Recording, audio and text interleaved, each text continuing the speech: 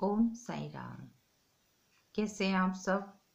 हमेशा की तरह हंसते खेलते और मुस्कुराते ऐसे ही रहा करो। हंसते खेलते और मुस्कुराते। मैं दर्शना शर्मा। जी हाँ, साई सच्चरित्र में आज हम प्रसंग करेंगे बाबा साहेब तरखंड, पिता और पुत्र।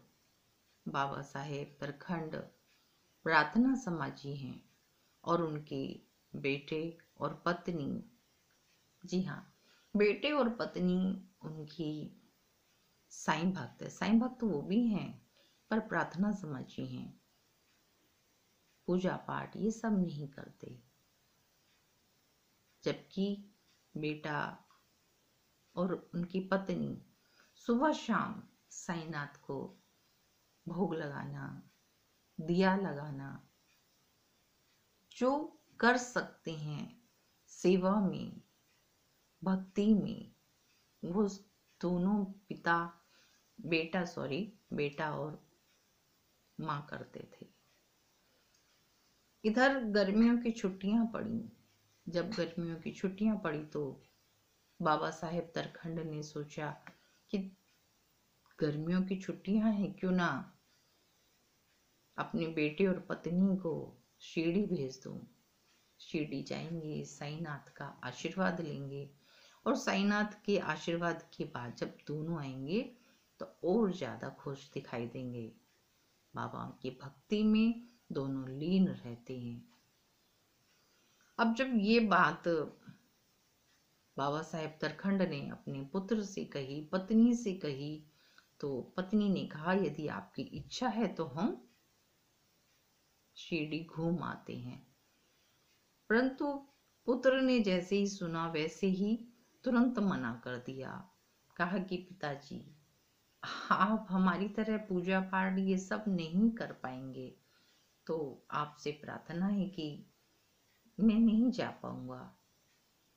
फिर बाबा साहेब तरखंड ने कहा कि बेटा, जिस प्रकार से तुम पूजा पाठ करते हो, बाबा की भोग लगाते हो, मैं बिल्कुल तुम्हारी तरह करूंगा। विश्वास करो, अब जब मैं भेज रहा हूं तो बिल्कुल तुम्हारी तरह ही करूंगा। विश्वास करो, जिस प्रकार से तुम दोनों माँ बेटे पूजा पाठ करते हो, बाबा जी को भोग लगाते हो, बिल्कुल मैं उसी तरह से करूंगा। क्यों क्यों सोचते हो कि मैं नहीं कर पाऊंगा? मैं करूंगा। जब मैं तुम्हें खुद भेज रहा हूं तो मैं करूंगा। पिता ने बहुत आश्वासन दिया तो पुत्र ने कहा ठीक है, अगर आप इतना आश्वासन दे रहे हैं तो ठीक है, हम चले जाते हैं। पर पिताजी, आपसे हाथ जोड़कर प्रार्थना है कि बाबा जी का सुबह शाम भोग लगाते रहिएगा, पूजा अर्चना समय पे कीजिएगा। बोली बिल्कुल वैसे ही होगा जैसे तुम करते हो। बोली ठीक है। इतना कहने के पश्चात बाबा साहेब तरखंड की पत्नी और पुत्र दोनों बांद्रा से शिरडी के लिए रवाना हो गए और शिरडी पहुंच गए। शिरडी पहुंचे, बाबा जी के दर्शन हुए। इधर शनिवार था। बाबा साहेब तरखंड ने विधि पूर्वक पूजा अर्चना की, प्रसाद चढ़ाया। अगले दिन रविवार था। फिर बिल्कुल विधि पूर्वक पूजा पाठ किया, सब कुछ विधि पूर्वक हुआ। लेकिन तीसरे दिन सोमवार था, उन्हें ऑफिस जाना था और ऑफिस के चलते वो जल्दी जल्दी नहाए, पूजा की, परंतु प्रसाद चढ़ाना भूल गए। अब प्रसाद चढ़ाना भूल गए।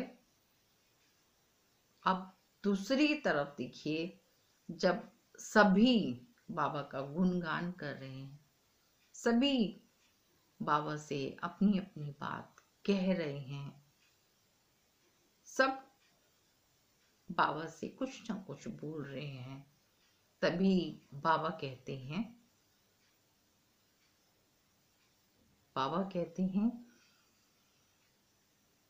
बाबा साहेब तरखंड की पत्नी से कहते हैं कि माँ, माँ,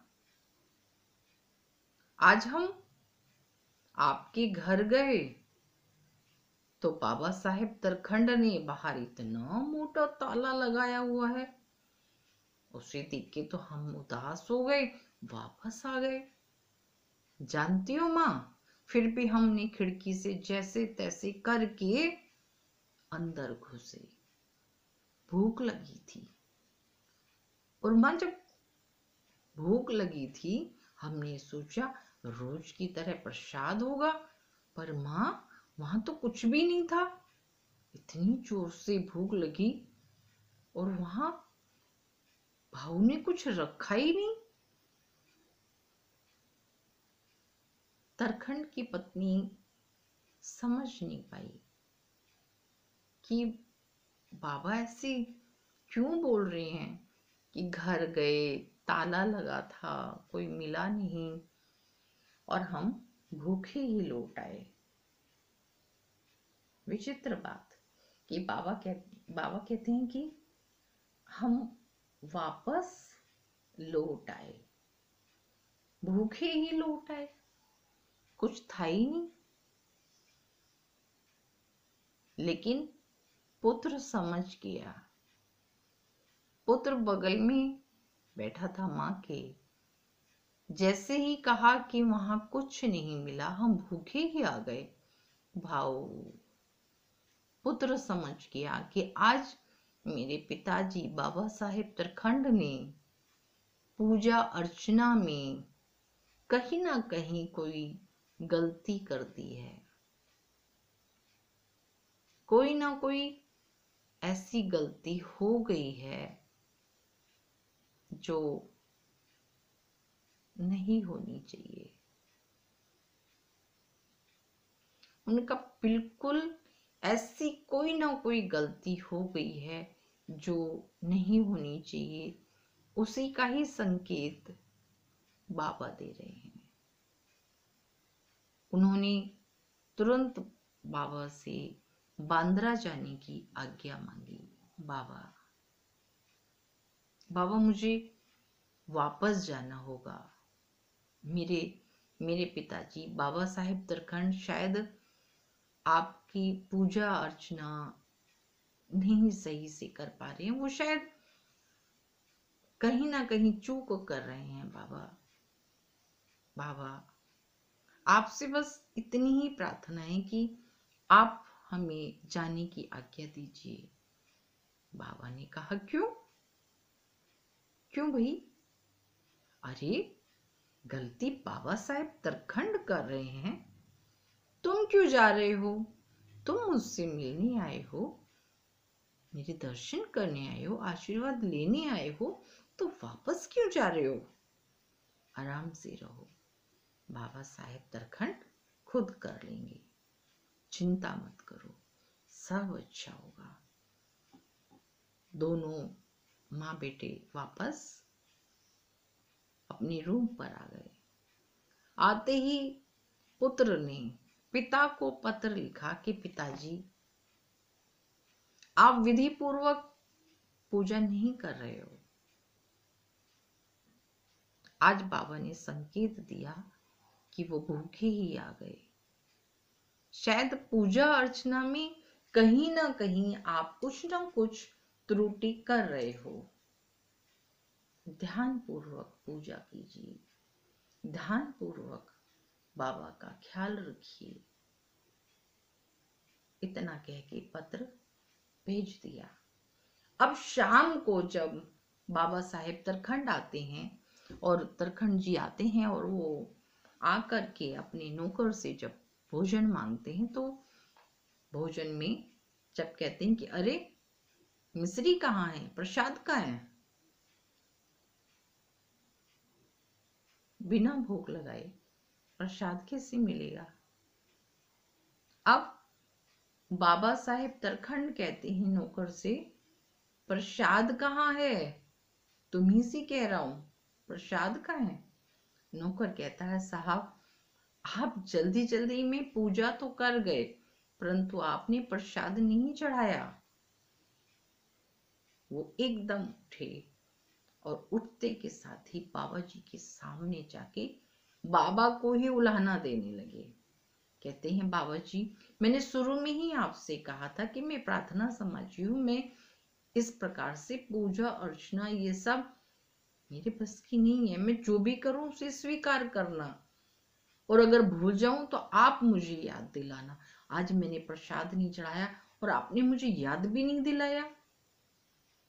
बाबा, देवा, क्या जवाब दूंगा अपने बेटे और पत्नी को?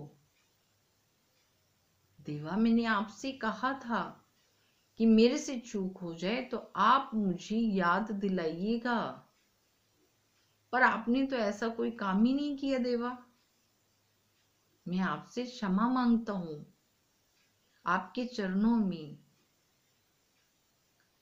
चरणों को पकड़कर मैं आपसे क्षमा मांगता हूं, मुझे क्षमा करें, और उधर मेरे पुत्र और पत्नी को भी क्षमा करें, क्योंकि वो मेरे भरोसे सब छोड़कर गए हैं। महाराज, उन्होंने भी तुरंत पत्र लिखा बेटे को, कहा कि शनिवार इतवार पूजा ठीक ठाक हुई, सोमवार भी पूजा ठीक हुई, परंतु मैं प्रसाद चढ़ाना भूल गया।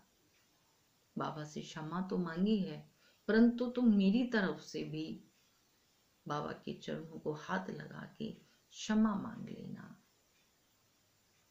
परंतु आज जो गलती हुई है फिर नहीं होगी। जब तक बाबा चाहें तुम आराम से रहो। मैं पूर्ण रूप से पूरी कोशिश करूंगा कि मुझसे गलती ना हो। आज जो हुआ उसके लिए मैं बाबा से क्षमा मांगता हूँ, और पुत्र आपका भी मैं गुनाहगार हूँ, मुझे क्षमा करो। पुत्र का पत्र और पिता का पत्र दोनों का एक ही समय दोनों को मिला, दोनों पढ़ रहे हैं, दोनों की आंखों में आंसू हैं। ये कोई ऐसी वैसी बात नहीं, ये बाबा की लीला थी कि दोनों को पत्र एक ही समय में मिलता है, एक ही समय में दोनों पढ़ते हैं, और बाबा मुस्कुरा रहे होते हैं। कहते हैं बाबा साहेब तरखंड, अगले दिन बाबा कहते हैं कि बाबा साहेब तरखंड अपना काम कर रहे हैं, पुत्र उन्हें करने दो। तुम जो द्वारका माई मस्जिद में आए हो, यहाँ मेरे पास रहो, फिर आराम से जाना। इस तरह से वो दोनों आराम से बाबा के पास रहे, और बाबा ने पूर्ण आशीर्वाद के साथ उन्हें वापस भेजा। तब तक बाबा साहेब तरखंड ने अपनी पूरी भक्ति के साथ, पूरी भक्ति लगन के साथ, गलती ना हो ऐसा रोज प्रतिदिन भोग लगाना, पूजा करना, जो पुत्र और पत्नी करती थी, उन्होंने नियम से किया, बिना त्रुटि, बिना गलती, बिना भूले, सब कुछ बाबा का लगन से किया।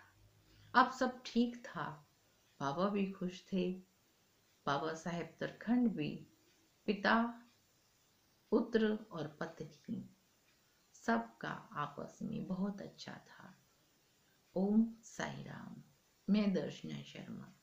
अनंत कोटि ब्रह्मांड नायक राजाधिराज योगीराज प्रभम श्री सदानंद समस्त गुरु साईनाथ महाराज की जय। बोलो साईनाथ महाराज की जय। ओम साई राम।